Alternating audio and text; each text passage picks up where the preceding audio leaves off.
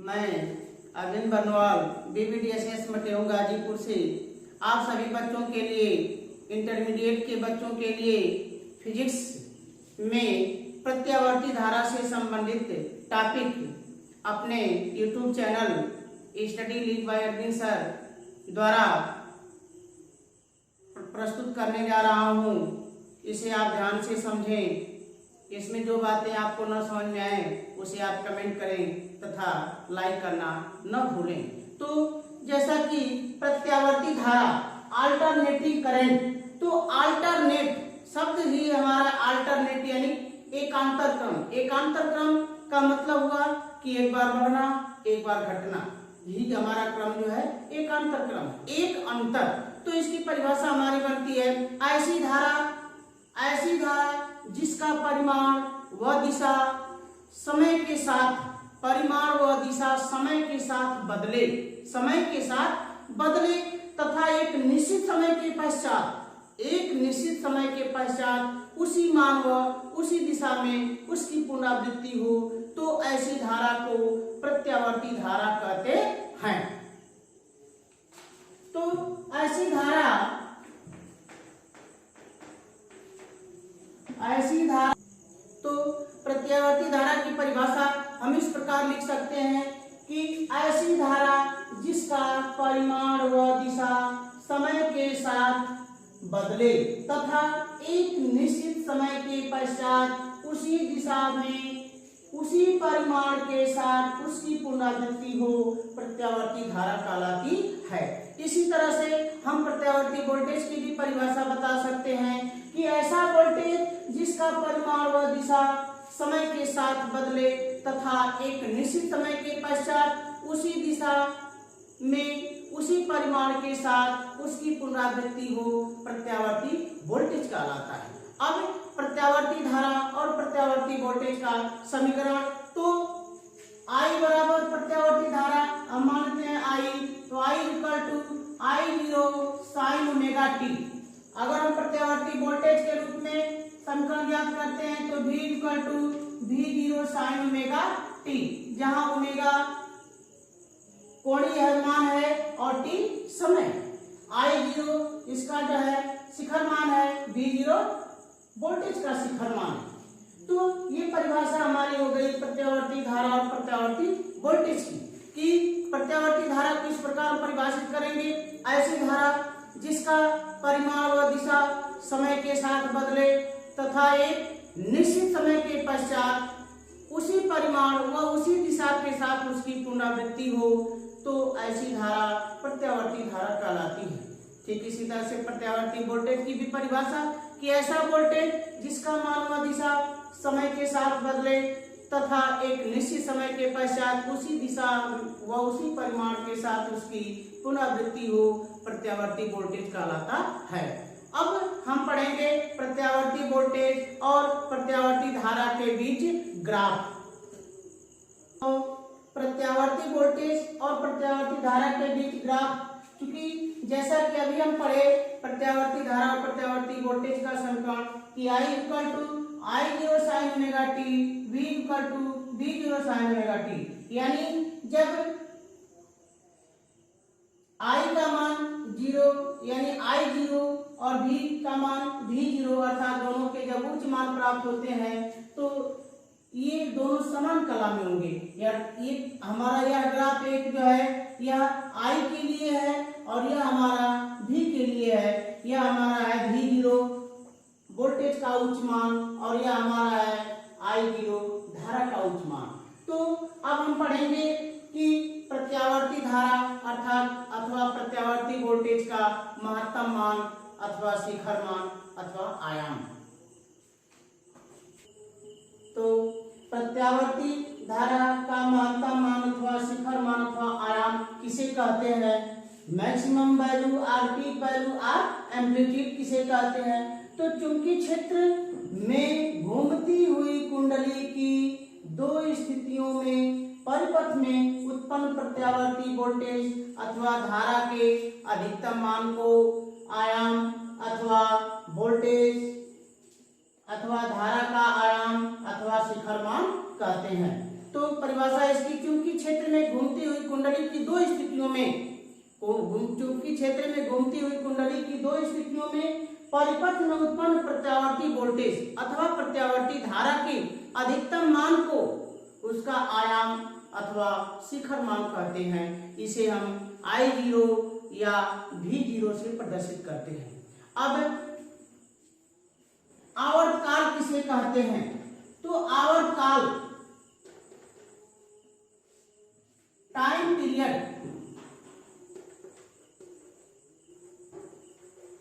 Time period तो प्रत्यावर्ती धारा द्वारा एक साइकिल पूरी करने में, एक साइकिल पूरी करने में जितना समय लगता है उसे उसका आवर्तकाल कहते हैं।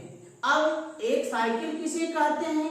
तो किसी प्रत्यावर्ती धारा को अपने एक ओर जाने, वापस लौटकर आने, दूसरी ओर जाने और पुनः लौटकर आने की पूरी प्रक्रिया को हम एक साइकिल कहते हैं।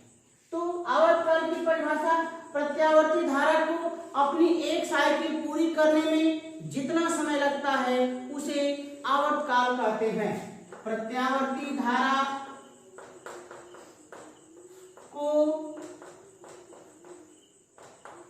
एक साइकिल पूरी करने में, एक साइकिल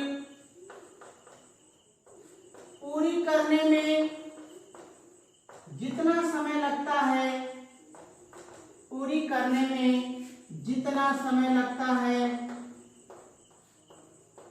जितना समय लगता है उसे आवर्तकाल कहते हैं, उसे आवर्तकाल कहते हैं। इसे कैपिटल T से प्रदर्शित करते हैं, इसे कैपिटल T से प्रदर्शित करते हैं, कैपिटल T से प्रदर्शित करते हैं। क्योंकि हम जानते हैं कि I=I0 sin ओमेगा t, तो कैपिटल T का मान I के पदों में कितना होगा? तो कैपिटल T बराबर सूत्र हमारा होता है 2 pi upon omega. Capital T equal to 2 pi upon omega, यह हमारा आवर्तकाल के लिए फार्मूला हो जाएगा ओमेगा के पदों में। अब उसके बाद आवृत्ति, तो आवृत्ति के बारे में, तो आवृत्ति को हम कहते हैं फ्रीक्वेंसी, फ्रीक्वेंसी। तो आवृत्ति की परिभाषा प्रत्यावर्ती धारा एक सेकंड में जितनी साइकिलें पूरी करती है उसे प्रत्यावर्ती धारा की आवृत्ति कहते हैं। अर्थात प्रत्यावर्ती धारा एक सेकंड में जितनी साइकिल पूरी करती है, अर्थात एक बार अपने एक तरफ जाना फिर दूसरी तरफ जाना, या एक साइकिल हुआ तो एक सेकंड में जितनी साइकिल पूरी होगी वह उसकी आवृत्ति कहलाती है। और इसे हम स्मॉल f से निरूपित करते हैं, इसे स्मॉल f से निरूपित करते हैं या प्रदर्शित करते हैं, निरूपित करते हैं। तो जब स्मॉल f से हम निरूपित करते हैं तो हमारा सूत्र हो जाएगा small f equal to 1/t, 1/t। अब चूंकि जैसा कि हम जानते हैं कि t बराबर 2 पाई अपान ओमेगा, तो यह हो जाएगा 1/2 पाई अपान ओमेगा, तो ओमेगा ऊपर चला जाएगा तो omega upon 2 pi, f equal to omega upon 2 pi, या इसको हम इस रूप में भी लिख सकते हैं कि omega equal to 2 pi f, omega equal to 2 pi f।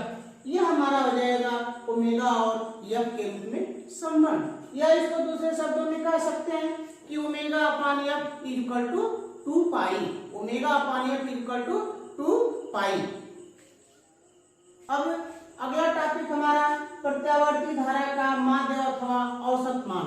तो प्रत्यावर्ती, जैसा कि हम जानते हैं कि प्रत्यावर्ती धारा एक पूरी साइकिल के दौरान अर्धभाग के दोनों तरफ जो है परिवर्तित होती है, तो एक तरफ धनात्मक मान होता है दूसरे तरफ ऋणात्मक होता है। तो हम कह सकते हैं कि किसी एक अर्ध साइकिल के लिए प्रत्यावर्ती धारा के मान को उसका औसत मान अथवा माध्य मान कहते हैं। तो एक आधी साइकिल के लिए एक अर्ध साइकिल के लिए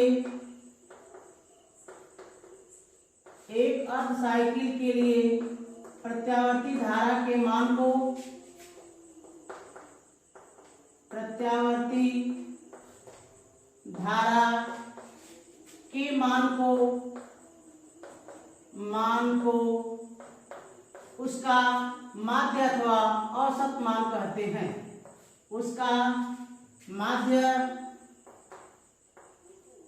अथवा औसत मान कहते हैं। इसे आयाम से प्रदर्शित करते हैं, औसत मान कहते हैं। इसे आयाम से प्रदर्शित करते हैं। आयाम इक्वल टू मान हमारा हो जाएगा आयाम equal to 1/t/2 from 0 to t/2 I 0 sin omega t, I 0 sin omega t, या इसको हम कह सकते हैं I dt। तो I का मान फिर हम रख देंगे I 0 sin ओमेगा टी। जैसा कि हम जानते हैं कि I बराबर I 0 sin ओमेगा टी और t equal to 2 pi upon omega. तो चूंकि t equal to 2 pi upon omega तथा I बराबर I 0 sin ओमेगा टी, तो यह मान जब हम रख देते हैं तो t/2 का मान हो जाएगा पाई अपान ओमेगा। तो यह मान हो जाएगा अतः Im equal to omega upon pi from 0 to pi upon omega I 0 sin omega t dt। अब चूंकि I 0 कांस्टेंट है, इसे हम बाहर कर देते हैं तो omega I 0 upon pi integral from 0 to pi upon omega sine omega t dt। तो sine omega t dt, sine omega T का हमको टी के सापेक्ष समाकलन करना है। तो साइन ओमेगा टी का समाकलन -1 ओमेगा cos ओमेगा टी। तो यह मान हो जाएगा हमारा Im equal to omega I 0 upon pi -1 omega cos omega t from 0 to pi upon omega.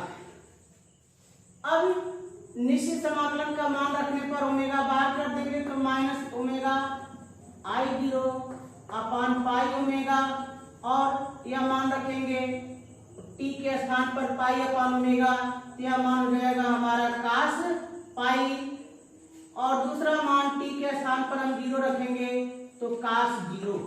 अब cos पाई, तो cos पाई का मान cos पाई यानी माइनस cos 0 अर्थात cos पाई का मान -1। तो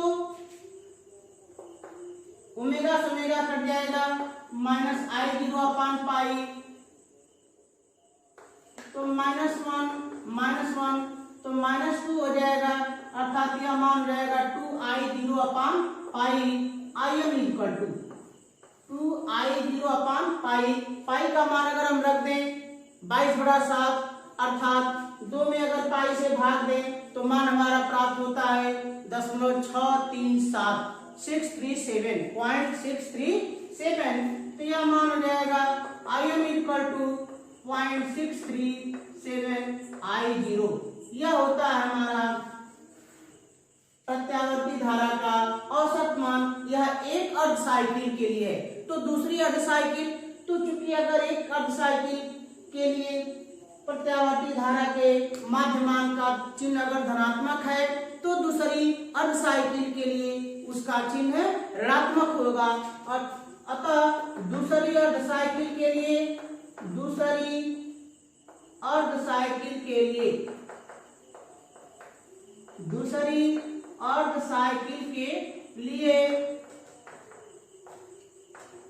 Im इक्वल टू -0.637I0। यह हो जाएगा दूसरी अर्ध साइकिल के लिए। और यदि दोनों का हम योग कर दें तो प्राप्त परिणामी मान हमारा शून्य होता है, प्राप्त परिणामी मान शून्य होता है। अब अगला टॉपिक हमारा प्रत्यावर्ती धारा का वर्ग माध्यमूल मान, root mean square value, root mean square value of alternating current. तो परिभाषा हमारी प्रत्यावर्ती धारा की एक पूर्ण साइकिल के लिए, प्रत्यावर्ती धारा की एक पूर्ण साइकिल के लिए धारा के वर्ग के औसत मान के वर्गमूल को, औसत मान के वर्गमूल को धारा का वर्ग माध्यमूल मान आरएमएस वैल्यू कहते हैं। इसे आई आरएमएस से निरूपित करते हैं, इसे आई आरएमएस से निरूपित करते हैं, निरूपित करते हैं, IRMS से निरूपित करते हैं। तो IRMS इक्वल टू, तो परिभाषा जैसा कि है कि पूर्ण साइकिल के लिए धारा के वर्ग के औसत मान, धारा के वर्ग के औसत मान, तो धारा के वर्ग का औसत मान तो आई square average, I square average से निरूपित करेंगे हम धारा के वर्ग के औसत मान को। तो यह मान होगा हमारा 1/t from 0 to t I square dt, I square dt।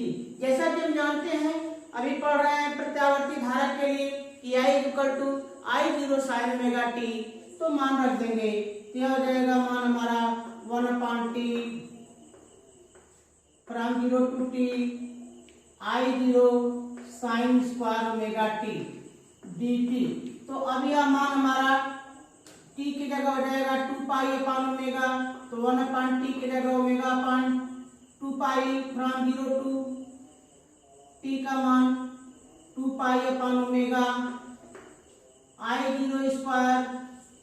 अब sine square omega t sign square theta, तो त्रिकोणमिति के अनुसार जैसा कि हम जानते हैं कि cos 2 थीटा के फार्मूले साइन कास के पदों में, तो cos 2 theta equal to 2 cos square theta by 2 minus 1, या cos 2 theta equal to 1 minus 2 sine square theta.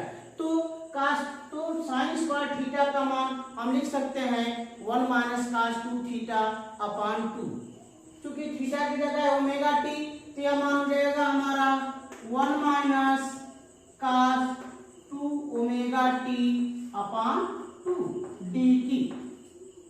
अब I0 स्क्वायर को हम बाहर करेंगे तो ओमेगा I0 स्क्वायर अपान 2 पाई, और ये 2 भी बाहर हो जाएगा, तो 2 इंटू 2 हो जाएगा 4, मान जाएगा हमारा from 0 to 2 pi upon omega 1 minus cos 2 omega t dt।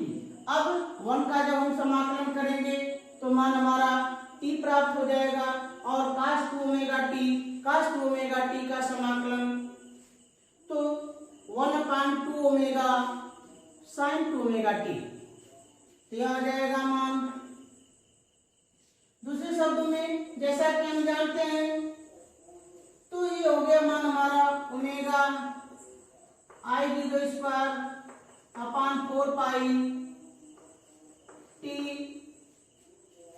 Minus 1/2 omega sine 2 omega t from 0 to 2 pi upon omega. अब मान हम रखेंगे, तो मान रखेंगे तो t की जगह 2 पाई अपान ओमेगा, पहले अपर लिमिट रखते हैं फिर बाद में लोअर लिमिट, तो 2 पाई अपान ओमेगा माइनस 0, फिर इसकी जगह t की जगह 2 पाई अपान ओमेगा, और फिर माइनस करके t की जगह 0, तो यह मान हो जाएगा हमारा I0 square equal to omega I0 square upon 4 pi, तो t की जगह हो गया हमारा मान 2 पाई अपान ओमेगा माइनस 0, और यहाँ हो गया 1/2 पाई साइन। अब टी की जगह रखेंगे 2 पाई अपॉन ओमेगा, तो ओमेगा से ओमेगा कट जाएगा, sine 4 pi minus sine 0, sine 4 pi minus sine 0। तो साइन 4 पाई का मान साइन 0 के बराबर अर्थात 0 और साइन 0 का भी मान 0, तो यह पूरा मान हो जाएगा हमारा 0। तो यह हो जाएगा ओमेगा आई square upon 4 pi into 2 pi upon omega minus 0। अब कटा देंगे तो पाई से पाई कट जाएगा, ओमेगा से ओमेगा कट जाएगा, तो हमारा मान हो जाएगा आई 0 स्क्वायर अपॉन 2। आई स्क्वायर औसत का मान हो गया हमारा आई 0 स्क्वायर अपॉन 2। अब क्योंकि जैसा कि हम परिभाषा पढ़े हैं कि धारा के वर्ग की औसत मान की वर्गमूल को, तो अब आई 0 स्क्वायर का हम वर्गमूल निकालेंगे। तो क्योंकि I R M S equal to under root I square average, I square average equal to under root I 0 square upon 2।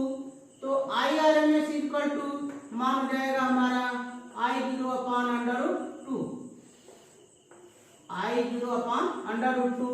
ये हो गया हमारा धारा का वर्ग माध्यमूल मान। इसी प्रकार हम वी आर एम एस का मान यदि ज्ञात करें तो V R M S equal to V 0 upon under root 2, यह मान हो जाएगा। अर्थात हम कह सकते हैं किसी भी प्रत्यावर्ती धारा के लिए प्रत्यावर्ती धारा का वर्ग माध्यमूल मान उसके शिखर मान के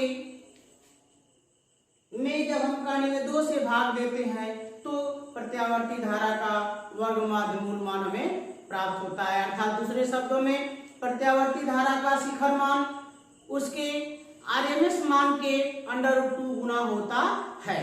तो ये आपका था प्रत्यावर्ती धारा का वर्ग माध्यमूल मान। इस प्रकार इस वीडियो में जो भी आपको कमियां महसूस हुई हो, जो भी बातें न समझ में आई हो, उसे आप कमेंट अवश्य करें। यदि वीडियो आपको अच्छा लगा हो तो लाइक करना न भूलें तथा इसे अधिक से अधिक शेयर करें। धन्यवाद।